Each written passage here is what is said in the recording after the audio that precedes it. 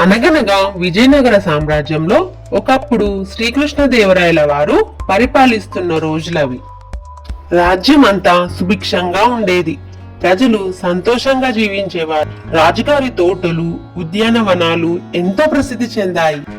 రాజుగారికి ఎంతో ఇష్టమైన ఒక పెద్ద గుమ్మడికాయల తోట ఉండేది. ఆ తోటలో గుమ్మడికాయలు చాలా బాగా కాసాయి. రోజు రోజుకి కాయలు పెద్దవిగా పెరిగి చూడటానికి ఎంతో అందంగా ఉండేవి.